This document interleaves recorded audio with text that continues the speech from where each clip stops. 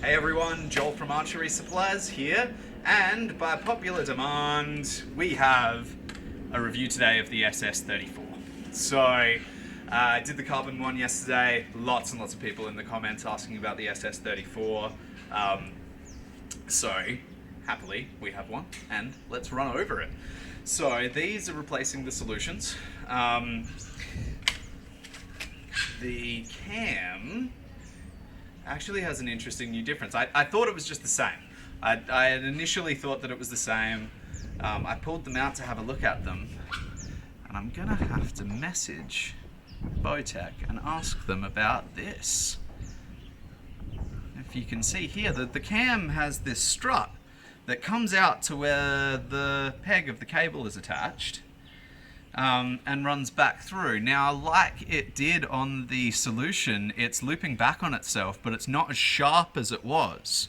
So I'm wondering if it's just to try and reduce on cable wear, or if it's helping with torque, or if it's playing some role in the rigidity of the cam, or I'm not sure. I'm gonna have to, I'll message BowTech and ask about that. Really nice deep cam grooves as well.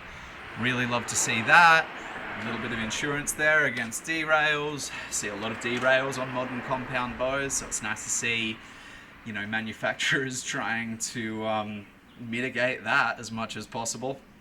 That's a whole nother thing about why modern bows derail, but we'll get into that some other time. Anyway, SS34. So, super smooth. I'm quite familiar with the super smooth in the solution. My brother had been hunting with that one for a while. I've shot it quite a bit. Awesome bow to shoot. And the super smooth is so nice. It really feels like a lot less to pull. Like a 70 feels like a 60 to pull. It's not a very scientific or mechanical sort of way to explain it, but it feels lighter. It feels easier. The super smooth absolutely is smooth. So, specs on this bow. Obviously, we are looking at 34-inch axle to axle, so it's awesome. It's sitting right in a cool hybrid bow range for axle to axle length. It's a 6.75, I believe, on the brace. Yep, 6.75 on the brace. Again, really good. What we're looking at here is going to be ideal for a range of uses. It's going to obviously have a great application in terms of hunting. It's going to serve you really well as a hybrid, as a 3D bow. The speeds that it's putting out, like that, I guess you could say slow, but it's still 331 IBO. So whether you call that slow or not, depends on draw length, obviously. But I think it would be great as a 3D bow. Even for target, like there are plenty of guys shooting target with 35 ATAs, shooting amazing scores. I shot some target scores with my NXT 33, so a 33 axle to axle, and I was shooting like 400s for a field score. So it's a great length for target shooting as well. So I think I should shoot this bow quite well. But let's just see how it goes. In terms of fit and finish, like, I think it looks cool. I think it's a very BowTech-y riser. All of this caging up here and the intricacies, like, they can't be cheap to CNC. They must be. But very nice. In terms of the paint finish, I think this graphic is so cool. Like, I'm showing my age here, but this kind of reminds me of like Atari or Sega, or, you know, those old 80s kind of video game style labels. I think it's really cool. The grey, look, I don't love the grey. That's just me and my color preferences. I think it's a bit drab, but that's because it's grey. It's not the bow's fault. I would probably prefer it in a tan or an OD green, but I think we've jabbered enough now. Let's see how it shoots. So I've gotten a quick sight setting with it. Somebody asked me about why I'm using the rubber Pete. It's honestly just because it's quick and easy. I don't have a lot of time when I'm trying to do these videos. We're doing them, you know, while the work day is happening, so other stuff is happening in the shop. So I try to get this all done to as good a quality as I can, as quickly as I can. So the rubber peep is just purely just so that it's easy to align. If you were setting up a bow like this, or any of the higher level bows that I've been shooting, you'd absolutely obviously fit a proper peep, but you know, then you wouldn't be using a $20 3-pin sight either. But that's also kind of the point as well, right? Where it's like, if you can shoot it well with the most basic, not great stuff on it, like, then when you put your expensive sight, your expensive rest, your expensive stabilizers, your whatever size peep sight that you've gotten to perfectly eclipse your scope housing with, all of that sort of stuff, obviously it's going to be a lot better. So anyway, let's go. Draw is super smooth, for want of the cliche. So the roll over here is not particularly aggressive. It doesn't feel like a big dump. It feels targety in the sense that we're getting the peak kind of, so a little bit hard, getting easier now, rolling, valley, there, and we're there. So, and to let it down, not scary at all.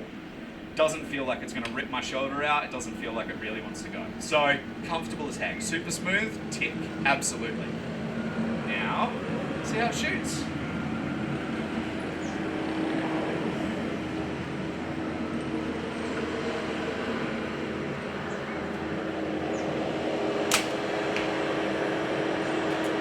It wants to jump out of my hand. Definitely feels like I want a finger sling or a bow sling on it, which is good. It's responsive, it's snappy, targety.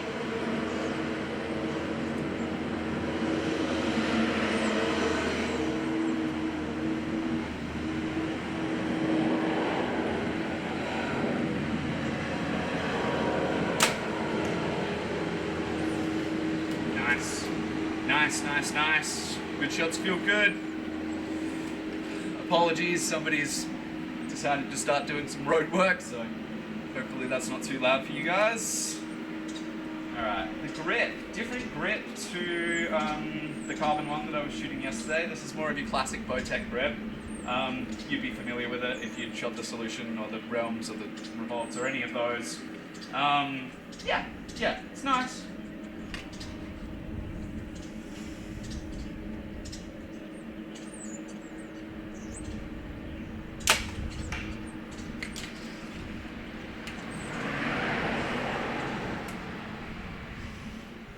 String seems good.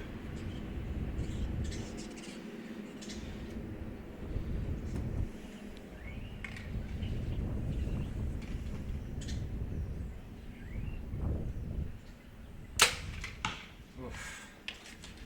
I don't know if I'm shooting it too well, to be honest with you. It wants a stabilizer. It feels like it wants a stabilizer. I feel like my draw length might be slightly short on it. It's factory preset, so what, 28 and a half. It's adjustable from 26 to 31 and a half. That's a great draw length adjustment. Most people will fall in that range.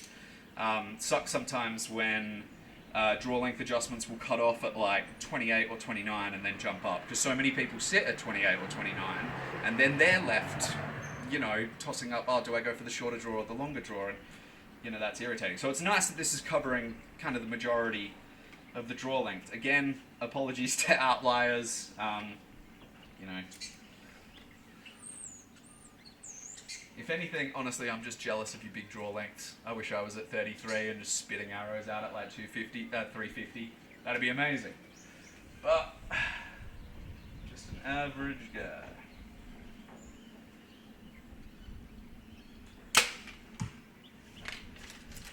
When it shoots well, it shoots really, really well. Feels really, really good.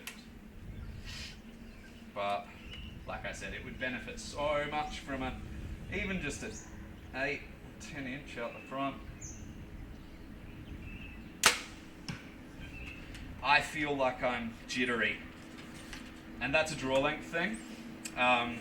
you will tend to find that if your draw length is too short, your pin will buzz. So it'll be a fast, rapid, hard to control movement. And if your draw length is too long, you'll tend to find that it's sloppy, and you'll kind of draw big circles or figure eights or whatever you do with it, and it'll be hard to get it to settle. So somewhere in between those is where you want your draw. And this feels buzzy.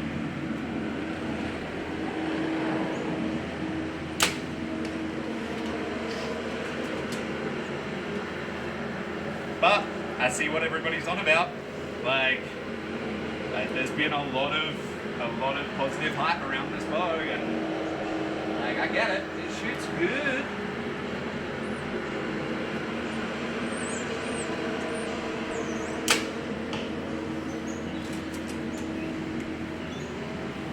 I thought it sounded a little bit loud.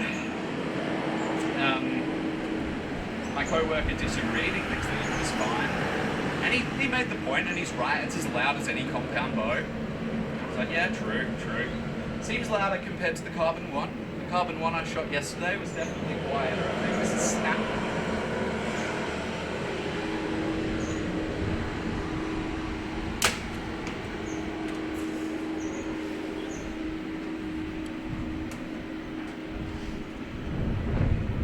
So maybe some string silencers. There's no dampeners in it. I'm not sure if you can even put a dampener in it. You'd have to look and see where the cam is rotating through. It's such a big cam. But I guess that's what the orbit dampener is for instead. So you use these, and there are so many threads on this bow to attach those dampeners to. So that will take some shock and some noise out. But most of your shock and noise is going to go with your stabilizers.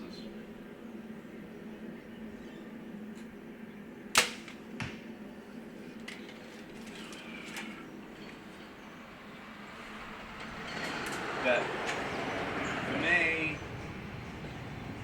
probably more of a hunting bow. I'd probably hunt with it. Probably shoot some 3D. I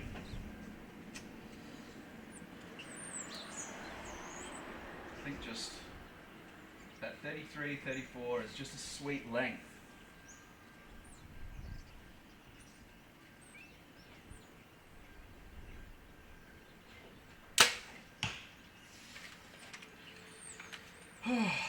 But I don't really feel like I'm doing it justice today.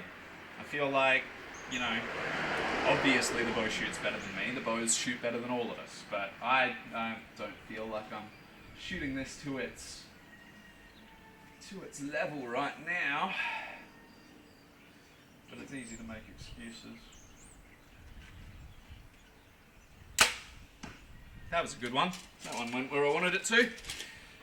And that's the thing, you can always make excuses, but at the end of the day, it's you. You got to practice, you got to train, At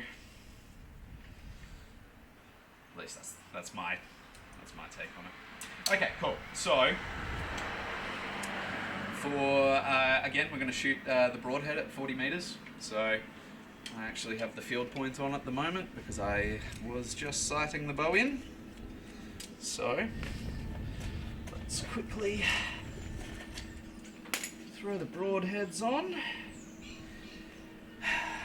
Again, I am low on hunting arrows, so I'm going to have to build up some more. And let me know in the comments if you think that might be an interesting video, or you want to hear more about hunting arrow builds or anything like that. I know a lot of probably far smarter men than me have already made many such videos, but if you're interested, it's something that I'll be trying out. I want to try out a few different broadheads. I want to try out a few different, might play around with some FOC and play around with some different fletch configurations, stuff like that. Not sure if it's very interesting to anyone. Alright, there we go. So, QAD Exodus, BAP TKO, 4 fletch because I think it's pretty. Alright.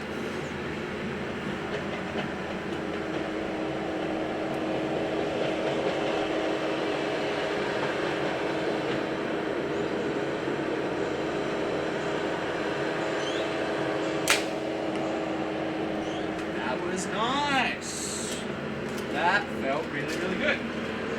great arrow flight too. I know it's look, I've put the arrow back.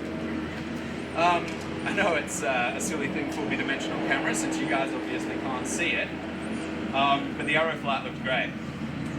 And I know, like, oh, how much can you tell from watching the arrow flight in the end, you know? And yeah, you can't tell much, and it does happen quickly, but you can tell when it's bad. Like, you know when you've got bad arrow flight.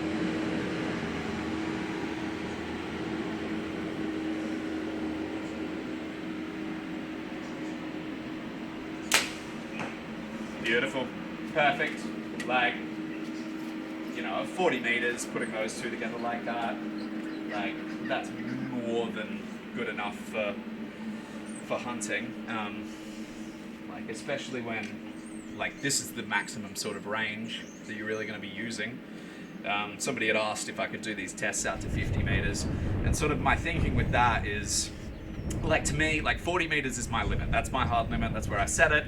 If it's past 40, I try to get closer.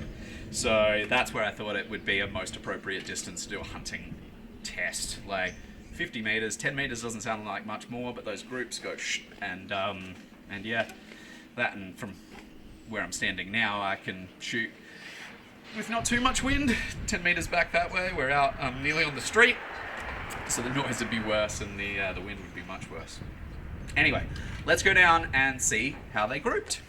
Okay, so we're down here at the target, and I'm a little disappointed, like, in myself, not in the bow. Like I said, I don't feel like I shot it to the best of my ability, and that definitely tells with this group size. I've got vertical grouping here. So you see how the majority of the group is running up and down this way? So, like, I would tend to put something like that down to grip, and probably grip pressure. So, could also be my release, but either way, bad shots are bad shots and good shots are good shots, and that's just the way it is. But if we were to look at the majority of the group, say the main body of it here, so what, 1, 2, 3, 4, 5, 6 in the 10, 3 of those are X's, and then if we were to take it out a bit wider, I'd probably count that as the group. Even these are outliers. So realistically, if I shot it well, they should all be there. So, what? I think I took I shot 1 round, so I shot 12 arrows to get the sight settings in, and then I shot this. So, to pick a bow up in a morning and not acquaint yourself with it at all, and then shoot a group like that, like, you gotta be sort of happy. These are great. Really happy with how the hunting arrows grouped. Like, so there's your center where I'm aiming, and they're both in it, and they're an inch apart. So it shoots obviously awesomely, as you would sort of expect. Like I said, I can see why it's been so popular. In terms of technology that we're getting on the cam, like, again, like, I'd kind of like to see, and I think we're only a year or two away from seeing the timing lock and the different shaped stops and all of that sort of stuff. Like, I believe it was the Reckoning that they first brought the deadlock out on, and none of those hunting bows had it, and then the next year they all did, so that's probably what we'll see from BowTech. Yeah, 34 inches is a great length. I think it sits really well. How it's priced in the market makes a lot of sense. So yeah, another great BowTech. Really loving my BowTechs at the moment. I'm going to do the video on the Reckoning, because that's a really good bow. But definitely worth checking this one out for sure. If you're going to look for something that's in that hybrid category that you're going to want to do a bit of hunting with, and then maybe you're going to want to shoot a bit of indoor or a bit of 3D or like any of those other amazing tournaments that you guys over in the States have so many of. I'm going to have to get over there one day. But yeah, I think that's where it fits. It fits for you for maybe somebody who's a little bit more on the targety end, or maybe a little bit more interested in that side of things, and they want to kind of, you know, be able to hunt given the opportunity as well. That's probably the kind of person who's going to be looking mostly at this bow. But that is the SS34 from BowTech. I am Joel Signorelli from Archery Supplies. Thank you guys so much for watching again. Really appreciate it. Appreciate your comments, and we'll have some more interesting videos for you guys soon. Thank you so much. Enjoy your shooting, and I'll see you on the next one. Bye.